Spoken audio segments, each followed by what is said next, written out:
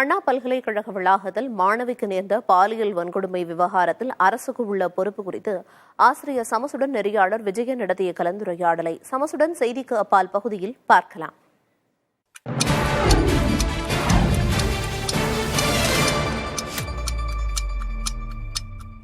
சமசுடன் செய்திக்கு அப்பால் நிகழ்ச்சிக்கு உங்கள் அனைவரையும் அன்போடு வரவேற்கின்றேன். வணக்கம் திரு சமஸ். வணக்கம். அண்ணா பல்கலைக்கழகத்தில் நடந்த சம்பவம், முதல்ல அந்த சம்பவம், இந்த நிகழ்வை எப்படி நீங்க பாக்குறீங்க? இது ஒரு பெரிய சமூக அவலம் அப்படின்னு சொல்லலாம், பெரிய அவமானம். இந்த அவமானம் விவாதிக்கப்பட வேண்டிய அவமானம். இது ஒட்டுமொத்த சமூகமும் சேர்ந்து பங்கெடுத்துக்க வேண்டிய ஒரு அவமானம், எல்லாமே பொறுப்பை ஏற்றுக்க வேண்டிய ஒரு அவமானம் என்றாலும் கூட அதுல முன்வரிசையில் அரசு இருக்கு. ஏன்னா இந்த சமூகத்தினுடைய பிரதிநிதி அரசு. அப்ப அந்த பொறுப்பை எடுத்துக்க வேண்டிய கட்டாயம் அதுக்கு இருக்கு. அது சம்பந்தமான விவாதங்கள், உரையாடல்கள் நடக்கணும் அப்படின்னு தான் நான் சொல்லுவேன். தமிழ்நாடு அரசு நடத்தக்கூடிய ஒரு பிரீமியர் இன்ஸ்டிடியூஷன். இந்த பக்கம் ஐஐடி இருக்கு. நீங்க மத்திய அரசு பல விஷயங்கள்ல நம்ம கல்வி சார்ந்து நீங்க மத்திய அரசு எப்படி இருக்கு அப்படின்னு சொல்லி நம்ம கேள்வி கேட்கும் போது நம்மளே கேள்வி கேட்டுக் கொள்ளக்கூடிய ஒரு கடமை இருக்கு. ஏன்னு சொன்னா கல்வியெல்லாம் மாநிலத்தினுடைய உரிமை என்று கூட்டாட்சியின் பெருமை பேசிய அண்ணாவின் பெயரில் அமைந்திருக்கக்கூடிய பல்கலைக்கழகம் அது. அதுக்கு எய்தாப்புல ஐஐடி இருக்கு அப்படின்னு சொன்னா ஒன்றிய அரசு கிட்டத்தட்ட உங்களுக்கு எத்தனை ஐஐடி நடத்துறாங்க? 23 ஐஐடி, 21 ஐஐஎம் நடத்துறாங்க. உங்களுக்கு ஒரு அண்ணா யூனிவர்சிட்டி தான் இருக்கு. ஏன் இதை அழுத்தி சொல்றேன் அப்படின்னு சொன்னா, தமிழக அரசு நடத்துறதுங்கிறது 20 பல்கலைக்கழகங்கள் இருக்கு. அப்புறம் கிட்டத்தட்ட ஒரு 160 கல்லூரிகள் இருக்கு. இவ்வளவும் பெரும் மரியாதையோட இல்லை, உரிய பாதுகாப்போட இல்லை, இந்த அந்தஸ்து எல்லாத்துக்கும் இல்லை. அப்ப இவ்வளவு அந்தஸ்து உள்ள ஒரு கல்வி நிலையத்துக்கு இந்த நிலை இருக்கு அப்படின்னு சொன்னா, ஒட்டுமொத்தமா நம்ம கல்வி நிலையங்களை எப்படி வச்சிருக்கோம், நம்முடைய உயர்கல்வி சூழல் எப்படி இருக்கு, நம்ம மாணவர்களுக்கு என்ன மாதிரியான சூழலை உருவாக்கி கொடுத்துருக்கிறோம் அப்படிங்கிற விவாதம்லாம் உருவாகதான் செய்யும். அண்ணா பல்கலைக்கழகம்ங்கிறது தொழில்நுட்பத்துக்கு பேர் போனது தேசிய அளவுலங்கிறது தெரியும். நான் அங்க சென்று இருக்கிறேன். பல சந்தர்ப்பங்கள்ல இணையம் தொடர்பு கொள்றதுல சிக்கல் இருக்கிறத நான் உணர்ந்திருக்கேன். நீங்க அண்ணா பல்கலைக்கழக மாணவர்கள்ட்ட இன்னைக்கு போய் கேளுங்க. இப்ப இது போன்ற விஷயங்கள்லாம் விவாதிக்கப்பட வேண்டுமானா விவாதிக்கப்பட வேண்டும்.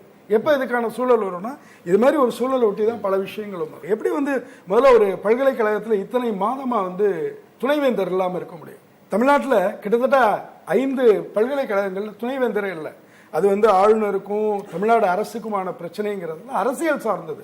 எது எப்படியா இருந்தாலும் ஒரு கல்வி நிலையம் என்பதனுடைய தலைமை பொறுப்புல இருக்க வேண்டியவர் இல்லாம நடக்க முடியாது இல்லையா? ஒரு அரசாங்க முதலமைச்சர் இல்லாம நடக்க முடியாது இல்லையா? அது போலதானே ஒரு கல்வி நிலையமும். அப்ப அந்த பொறுப்பு நமக்கு வேணும். இதெல்லாம் சேர்த்து விவாதிக்கப்படுமானா விவாதிக்கப்படத்தான் வேண்டும் அப்படின்னு நான் சொல்லுவேன். நீங்க ஒரு சமூகம் ஒரு கலெக்டிவா அந்த பொறுப்பை எடுத்துக்கணும், ஒரு அவலமான சம்பவம் அப்படின்னு சொல்றீங்க. இப்போ இந்த பிரச்சனை அப்படின்னு நீங்க மையமா கோடிட்டது அண்ணா பல்கலைக்கழகம், ஒரு முக்கியமான பல்கலைக்கழகம். அதுல இருக்கிற இந்த சிக்கல் அப்படின்றப்ப இது தமிழக அரசா ஆளுநரா அப்படின்னு பந்து மாறி மாறி போயிட்டு இருக்குல்ல, இது எப்படி பேசப்படணும்னு நினைக்கிறீங்க? இந்த விஷயம் ஹோலிஸ்டிக்கா தான் விவாதிக்கணும் அப்படின்னு நினைக்கிறேன். துணைவேந்தர் விவகாரம்ங்கிறது இதுல ஒரு புள்ளி தான். நான் ஏற்கனவே தொட்ட விஷயத்தை இங்க நீட்டிக்கலாம் அப்படின்னு நினைக்கிறேன். இன்னைக்கு திராவிட முன்மாதிரி அப்படிங்கறதெல்லாம் தாண்டி அரசியல் கதையாடல்களுக்கு வெளியில நாம பேசணும்னு சொன்னா, தமிழ்நாடு இந்திய அளவுல பெருமைப்படத்தக்க இடத்துல இருக்கிறதுக்கு மிக முக்கியமான துறைகள் அப்படின்னு சொல்லி கல்வி, சுகாதாரத்தை சொல்ல முடியும். அப்ப கல்வி சார்ந்து நமக்கு ஒரு மாற்று கதையாடல் இருக்கு. நமக்குன்னு ஒரு கல்வி திட்டம் இருக்கு. நாம கல்வி எப்படி எல்லாம் செய்யலாம்னு நினைக்கிறோம்.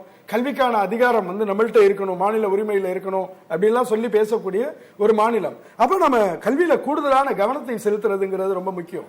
இன்னைக்கு இருக்கிற இடங்கிறது கடந்த காலத்துல நடந்த மிக முக்கியமான விஷயங்களோட தொடர்ச்சி. அப்ப நீங்க இந்த தகவல் தொழில்நுட்ப வளர்ச்சி பேசும்போது, அன்றைய முதல்வர் கலைஞரை பேசும்போதே, அண்ணா பல்கலைக்கழகத்தினுடைய பெருமையை பேசும்போதே கூடவே அனந்தகிருஷ்ணனும் உங்களுக்கு நினைவுக்கு வர வேண்டும். அப்படிதான் இதை தொடர்ச்சியா நம்ம பார்க்க முடியும். அப்படின்னா நாம இன்னைக்கு என்ன பண்ணிட்டு இருக்கோம்? இன்னைக்கு இத்தனை மாதங்களா ஒரு பல்கலைக்கழகத்துல துணைவேந்தர் இல்லாம வச்சுட்டு இருக்கோமே, அது மரியாதையான ஒரு விஷயமா? இது அண்ணா பல்கலைக்கழகத்தை நோக்கி மட்டும் நான் கேட்கக்கூடிய கேள்வி இல்லை. நீங்க அண்ணா பல்கலைக்கழகமே இப்படி இருக்கு அப்படின்னு சொன்னா, கல்லூரிகளை நீங்க எடுத்துக்கங்க. அது எந்த நிலையில இருக்கு? தமிழ்நாடு அரசினுடைய இணையதளத்துக்கு போங்க, கல்லூரிகளோட பட்டியல், அரசு கல்லூரிகளோட பட்டியலை போய் பாருங்க. முதல்ல எடுத்தோன்னா எது இருக்கும்? Presidency college. எந்த ஆண்டு இது தொடங்கப்பட்டது? 1840. 184 வருஷம் ஆகுது. ஆனா அதை எந்த நிலையில வச்சிருக்கோம்? அண்ணா பல்கலைக்கழக மாணவிக்கு நேரிட்ட கொடுமை என்பது பல விஷயங்களை கலெக்டிவா பேச வைக்குது. அதுல கல்வி சார்ந்தது மட்டும் இல்ல, நம்முடைய சமூக சூழலும் கூட இருக்கு. குறிப்பா ஒரு விஷயம் எடுத்துக்குவோம்.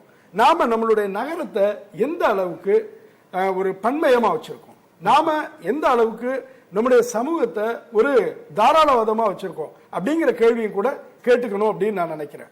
உதாரணமா இப்ப நீங்க மும்பை போறீங்கன்னு வச்சுக்கோங்க, நள்ளிரவு 1 மணிக்கு நல்ல பிளாட்ஃபார்ம்கிட்ட வண்டியில வந்து இறங்கி பாயை விரிச்சு போட்டு குடும்பமா உட்கார்ந்து சாப்பிட்டுட்டு போகக்கூடியவர்களை பார்க்க முடியும். நான் பார்த்திருக்கேன்.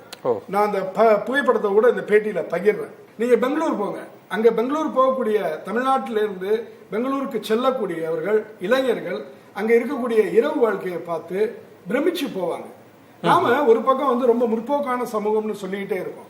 ஆனா இன்னொரு பக்கம் பாத்தீங்கன்னா அந்த அளவுக்கு எல்லாம் முற்போக்கா இன்னும் நம்ம இல்ல. இந்த பெண்ணுக்கு நேரிட்டு இருக்க கொடுமையில ஒரு விஷயம் நம்ம கவனிக்க வேண்டிய ஒரு விஷயம், ஏன் வந்து ஒருத்தர் மிரட்டும் போது ஒரு பெண் பயப்படக்கூடிய ஒரு சூழல் உருவாகுது. அந்த ஒரு குற்றவாளி சம்பந்தப்பட்ட கேள்வி மட்டும் கிடையாது, ஒரு ஒட்டுமொத்த சமூகமும் பதில் சொல்ல வேண்டிய ஒரு கேள்வி. ஏன்னா என்னுடைய வீட்டுக்கு பக்கத்துல பூங்கா இருக்கு, போலீஸ்காரர்கள் வந்து இளைஞர்கள் பேசிட்டு இருக்கிறத துரத்துறத அன்றாட நான் பார்க்கிறேன். இது பல, நீங்க ஒவ்வொருத்தருக்கும் இது போன்ற அனுபவங்கள் இருக்கும்.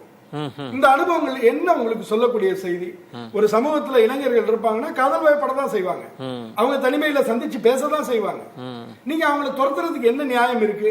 நீங்க அப்ப மாரல் போலீசிங் பண்றீங்க. அப்ப இது வழியா தான் இந்த மிரட்டல்ங்கிறது வழியா அந்த சமூகத்துக்கு அந்த இளைஞர்களுக்கு நீங்க என்ன கற்பிக்கிறீங்கன்னா, இது வந்து தப்பு, நான் மிரட்ட முடியும். இந்த மிரட்டலுக்கான அச்சாரம்ங்கிறது அங்கேயே நிறுவப்படுது, அரசு சார்ந்தே நிறுவப்படுது. அததான் இன்னைக்கு ஒரு கிரிமினல் வந்து கையில எடுக்கிறான், அவன் போய் மிரட்டுறான், இதை நான் உனக்கு போட்டோ எடுத்து அனுப்பிடுவேங்கிறான். நீங்க வந்து சமூகம் வந்து ஒரு சுய சிந்தனையோட இருக்கு, எல்லாருக்கும் ஒரு சுதந்திர சூழல் இருக்குன்னா இந்த அவலம் நடக்காது. நான் இந்த விஷயத்துக்குன்னு போகல, நீங்க சாதாரணமா உட்கார்ந்து ஒரு ஆணும் பெண்ணும் பேசிட்டு இருக்கக்கூடிய சூழல் ஒரு ராத்திரி இரவு 8 மணிக்கு ஒரு பூங்கால சென்னையில இருக்குதான் நம்ம கேட்டுக்குவோம். அப்புறம் நம்ம திருநெல்வேலி பக்கத்துல இருக்கிற கிராமத்தை பத்தி எல்லாம் அப்புறமா நம்ம வரலாம். அப்ப இந்த சூழல் நம்ம எப்ப உருவாக்க போறோம்? இதெல்லாம் எப்ப விவாதிக்க முடியும்? இது போன்ற சம்பவங்கள் அப்பதான் விவாதிக்க முடியும். எனக்கு எங்கேயோ வந்து தமிழக அரசு காவல்துறைக்கு ரொம்ப அதீதமான ஒரு அதிகாரமும் ஒரு தன்னிச்சையான செயல்பாட்டுக்கான ஒரு ஊக்கமும் கொடுக்குதோ அப்படிங்கக்கூடிய ஒரு கேள்வி இருக்கு.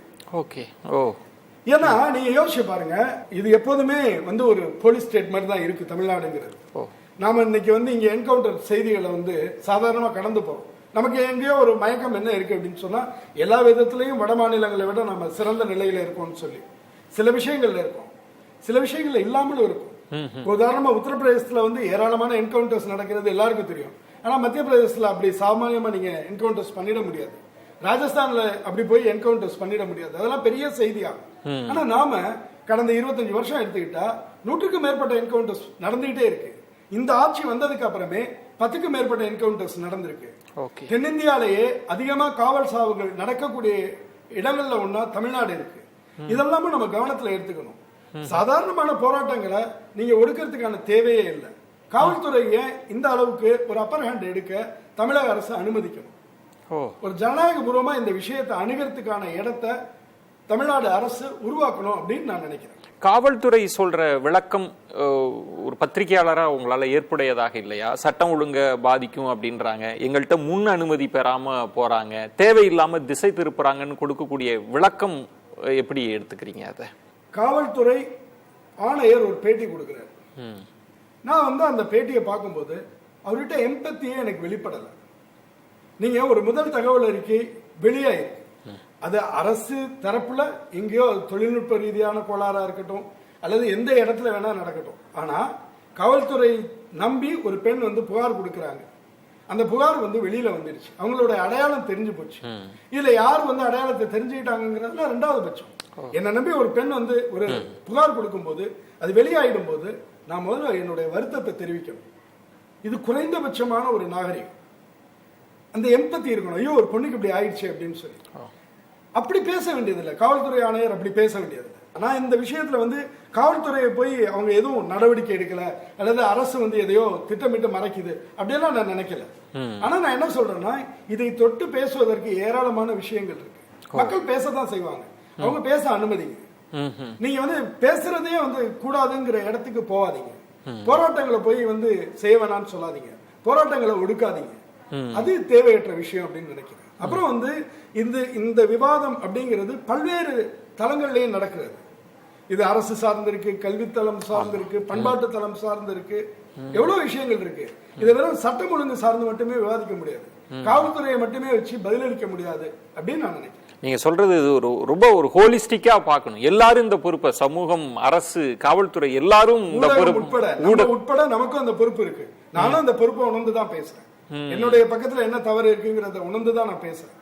ஆனா இது போன்று பேசுவதற்கு அனுமதிக்கும் போதுதான் ஒவ்வொரு தரப்பும் தன்னுடைய தவறு என்ன அப்படிங்கறத யோசிக்க முடியும். நாம வந்து பெருமைக்குரிய ஒரு கல்வி நிலையமா நடக்கிற ஒரு இடத்துல ஒரு பெண்ணுக்கு ஒரு பெரிய வன்முறை நடந்திருக்கு. அது உங்க பெண்ணா இருக்கலாம், என் பெண்ணா இருக்கலாம், யாரா வேணா இருக்கலாம். அந்த வன்முறைக்கு பொறுப்பேற்க வேண்டிய கடமை நம்ம ஒவ்வொருத்தருக்கும் இருக்கு. அதை வந்து பேசிதான் இந்த இடத்துக்கு வர முடியும். நம்ம சமூகம் பேசணும். அதுதான் நான் சொல்ல வரேன். மிக்க நன்றி திரு சமஸ். நன்றி.